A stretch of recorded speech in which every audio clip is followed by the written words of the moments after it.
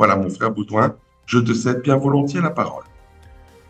Écoutez, merci beaucoup. Tout d'abord, mes excuses pour la semaine dernière, plus particulièrement à Christophe. Je dois avouer que j'ai fait une erreur d'agenda.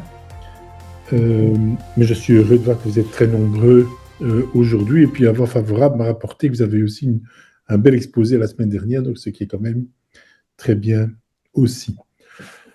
Alors, la figure de Salomon n'est vraiment pas simple à aborder. Bon, on dit ça à peu près pour tous les sujets bibliques et pour une raison qui est finalement évidente. Un historien, logiquement, recoupe ses sources. Or, la plupart du temps, quand on étudie la Bible, plus particulièrement l'Ancien Testament, dans ses strates les plus anciennes, qui se veulent les plus anciennes, hein, c'est pas parce qu'elles relatent des événements anciens qu'elles ont été rédigées il y a très longtemps, donc il faut être prudent, eh bien, on n'a quasiment pas de possibilité de recouper les sources.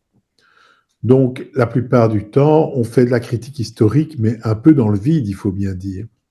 Et ça mérite d'être dit, parce que souvent, on ne comprend pas ça.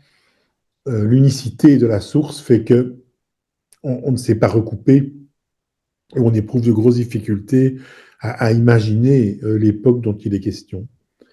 Quand on parle du règne de Salomon, on parle d'un règne donc, qui suit celui du roi David, son père,